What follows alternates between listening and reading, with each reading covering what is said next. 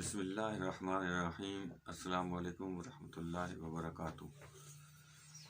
حضرات، آپ دیکھ رہے ہیں طب اور طبیب کا چینل۔ آج ہم جس مسئلہ پر بات کریں گے وہ بڑی آنت کے زخم کے حوالے سے ہے، جسے السریٹو کولائٹس کہا جاتا ہے۔ چونکہ اس حوالے سے ہمارے پاس کچھ مریض آ رہے ہیں، اس لیے ہم اس حوالے سے لوگوں کو آگاہی کے طور پر یہ بات سمجھانے کی کوشش کریں گے۔ اس کا علاج بھی انشاءاللہ العزیز آپ کو بتائیں گے۔ تو در حقیقت یہ جو مرض ہے یہ عضلاتی قشری یعنی خشکی اور گرمی کا مرض ہے۔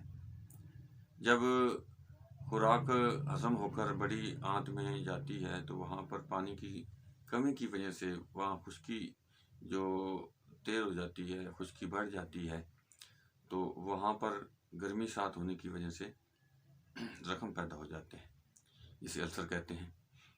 تو انشاءاللہ اگر بندہ صحیح طریقے کے ساتھ اس کا علاج کرے تو اللہ کے فضل سے یہ ٹھیک ہو جاتا ہے، لیکن عمومی طور پر یہ لوگ اس طرف توجہ نہیں کرتے، تو آخرکار یہ مسئلہ بڑھ جاتا ہے اور اس کا صحت بہت زیادہ خراب ہو جاتی ہے۔ پھر اسے خون آنا شروع ہو جاتا ہے زخموں سے جب سوزش بڑھتی ہے۔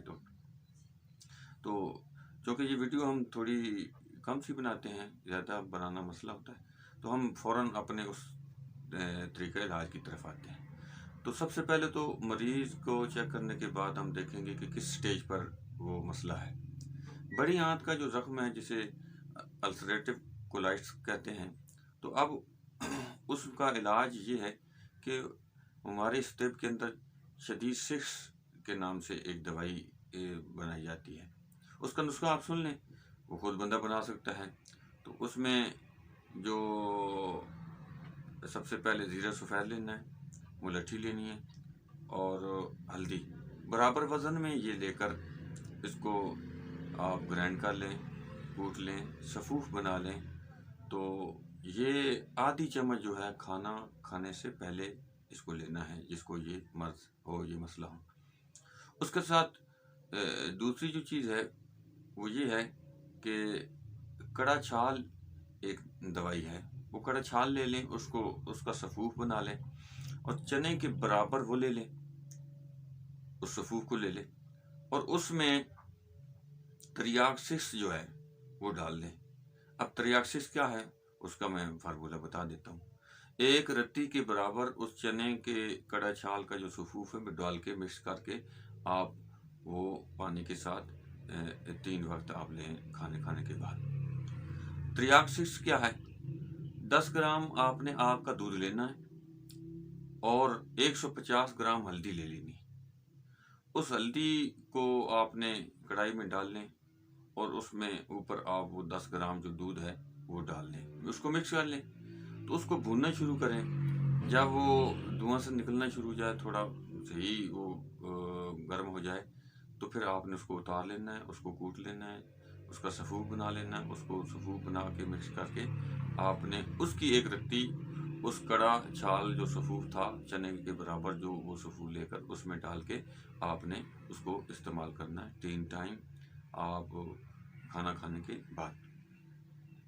اس کے بعد آپ نے تیسرا کام یہ کرنا ہے کہ ساگودانہ جو ہے وہ لے لینا ہے، اس کے ساتھ تخم ریحان جو نیاز بو کے بیج ہوتے ہیں وہ لے لینے ہیں، اور انڈے کی جو زردی نکال کے اس کے جو پانی باقی سفید پانی ہوتا ہے وہ 2 انڈوں کی سفیدی لے لینی۔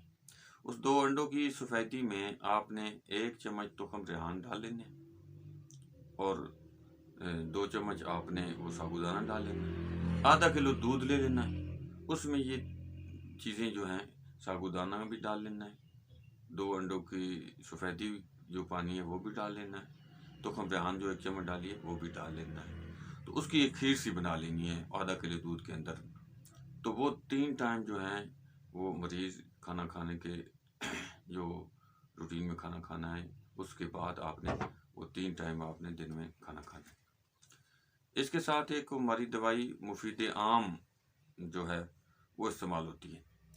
وہ مفید عام جو ہے وہ آپ اس کا نسخہ سماعت کر لیں۔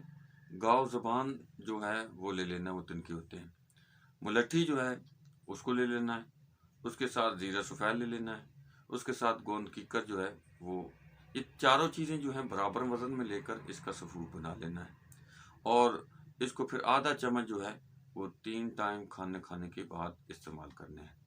یہ تینوں جو چیزیں ہم نے بتائی ہیں، جو بندہ اس کو صحیح طریقے سے استعمال کرے اور ساتھ جو ہے وہ پرہیز کرے، بڑے گوشت سے پرہیز کرے، قبض نہ ہونے دے، اس کے لیے کوئی اچھی سی پھکی یا کوئی جس طرح پودینے کا شربت ہے یا اس طرح کی ہاضم دار سات چیزیں قبض نہیں ہونے دینی ہے، کیونکہ اس میں سب سے بڑا مسئلہ قبض کا ہی ہوتا ہے، قبض ہوتی رہتی ہے، اس کی وجہ سے وہ رقم بڑھتا ہے۔